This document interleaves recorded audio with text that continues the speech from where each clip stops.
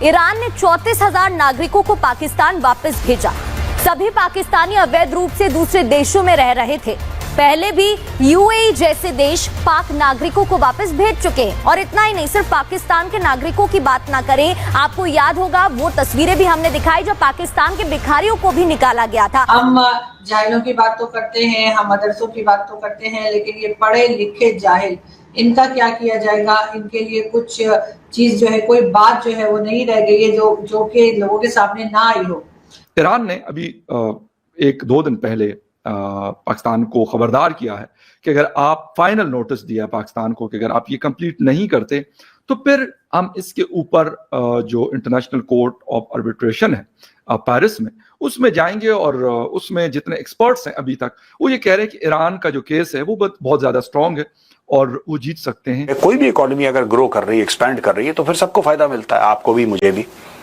भारत तरक्की कर रहा है, हम सब लोग धीरे धीरे भारत के साथ तरक्की कर रहे हैं। जब माँ तरक्की करती है तो बच्चे भी तरक्की करते हैं। पर जब दूसरे देश में, जैसे पाकिस्तान की मैं बात कर रहा हूं, जब माँ का बेड़ा गर्क हो रखा है तो बच्चों का भी बेड़ा ही गर्क होता है। इन सब लोगों को जो है वो अरेस्ट करना चाहिए, सजा देनी चाहिए। वैसे सुना तो यही है, इतने लोग हैं वो आइडेंटिफाई करते चले जा रहे हैं, और जब वो आइडेंटिफाई हो जाएंगे वो लोग, तो उनको जो है वो जेलों में डालेंगे 5 साल के लिए। उसके बाद उनको बैन कर दिया जाएगा कि नहीं हो सकते, उठाकर उनको बाहर फेंका जाएगा। बात करें हम अपनी यानी पाकिस्तान की, तो हमें ये बहुत ज्यादा मसला होता है, हमें ये प्रॉब्लम्स फेस करनी पड़ती है। जय हिंद दोस्तों, ईरान ने 34,000 पाकिस्तानी भिखारियों को लात मारकर बाहर निकाला है।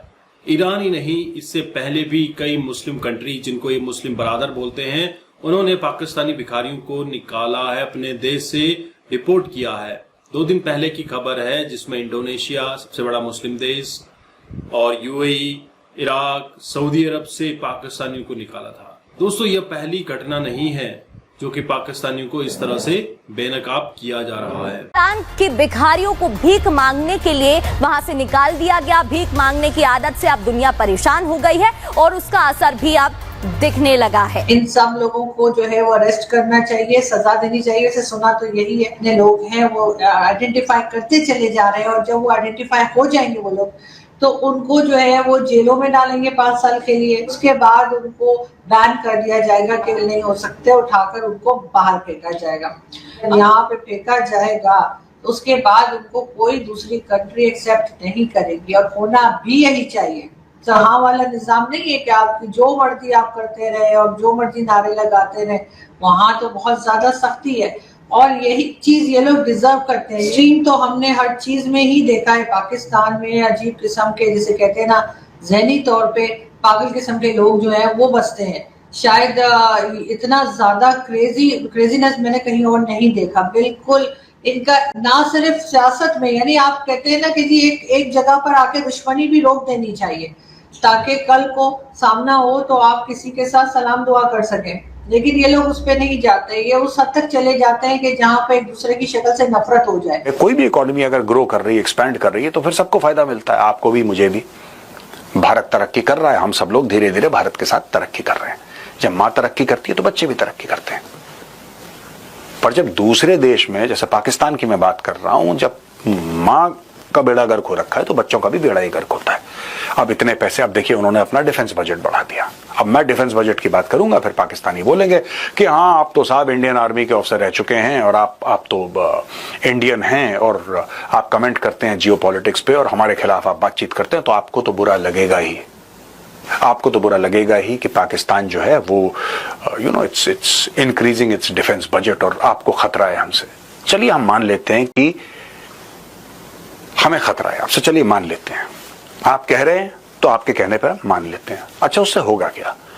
जो पाकिस्तानी गरीब है उसका पेट भर जाएगा, या आपकी कोई आईटी की आप नई सॉफ्टवेयर बना लेंगे, कोई वैक्सीन बना लेंगे, आप लोग कुछ एक्सपोर्ट कर लेंगे? ये तो होने नहीं वाला है। और दूसरी एक चीज है कि जिन लोगों को पाकिस्तानी कौम का भला करना है, वो लोग तो बाहर का पासपोर्ट लेके बैठे हुए हैं। तो जब वो लोग बाहर का पासपोर्ट लेके बैठे हैं दोस्तों, तो सब लोग इसी चक्कर में हैं कि 60 साल की उम्र पे वो लोग रिटायर हों। जितना भी उन्होंने ये अपना चोरी से पैसा कमाया है, भ्रष्टाचार से, करप्शन से पैसा कमाया है, जैसे जैसे कमाते हैं लोग बाहर भेजते रहते हैं, बाहर भेजते रहते हैं। अपना पेंशन का अकाउंट लिंक करा, इंटरनेट से तो हर जगह आप एक्सेस कर सकते हैं, पेंशन का अपना अकाउंट लिंक करा और बाहर फुर्र हो गए। अब दोस्तों लगातार पाकिस्तान पैसे ले रहा है अपने तनख्वाहें देने के लिए। एक्चुअली मैं आपको सही बात बता रहा हूं, ये तनख्वाहें देने के लिए पैसे ले रहा है, अपनी फौज को, अपने सरकारी इदारों को तनख्वाहें देने के लिए इसको भीख मांगनी पड़ रही है, ये लोन ले रहा है। और इस साल पाकिस्तान को करीब 26 अरब डॉलर वापस देने हैं। मल्टीलैटरल लेंडर्स हैं, बैंक्स हैं, कमर्शियल बैंक्स ऑफ कोर्स, फिर वर्ल्ड बैंक है, IMF है, इतने पैसे वापस देने। क्या पाकिस्तान दे पाएगा? क्या पाकिस्तान दे पाएगा? क्या पाकिस्तान के पास पैसे हैं? वो देश जिसके पास 12-13 अरब डॉलर हैं फॉरेन एक्सचेंज रिजर्व्स, वो अपने फॉरेन रिजर्व्स के दुगने से ज्यादा पैसे एक साल में वापस कर पाएगा? नहीं, बिल्कुल नहीं। फिर ये चाइना के पास जाएगा, बोलेगा माफ कर दो यार, इस बार फिर माफ कर दो। ये सऊदी अरब पे जाएगा, फिर बोलेगा इस बार फिर माफ कर दो। फिर वर्ल्ड बैंक के पास जाएगा, इस बार फिर माफ कर दो। फिर IMF के पास जाएगा, बोलेगा फिर इस बार एक बार माफ कर दो। और ये खतरा टल जाएगा। क्या ये खतरा खत्म होगा? बिल्कुल नहीं, ये खतरा बढ़ता रहेगा दोस्तों। आज की तारीख में जो पाकिस्तान है, ये देखिए साहब, 45% है, लिटरली 44.7 है, rounded off to 45। 45% of Pakistanis are below poverty level. एक अग्रेरियन सोसाइटी है। ज्यादातर पाकिस्तानी कहते हैं कि जो हमारा रोजगार है वो खेती बाड़ी से आता है। ज्यादातर पाकिस्तानी कहते हैं, आज से नहीं, जब से पाकिस्तान बना है 1947 में, maximum number of Pakistanis engage in agriculture for their income. They are professional farmers. ऐसे मुल्क में जहां पे 70% आबादी प्रोफेशनली फार्मिंग करती हो, वो देश बाहर से इंपोर्ट कर रहा है अनाज खाने के लिए। अब आप सोच लीजिए, क्या पाकिस्तान को अनाज इंपोर्ट भी करना चाहिए? नहीं, वहां पे फार्मिंग भी ढंग से नहीं हो रही।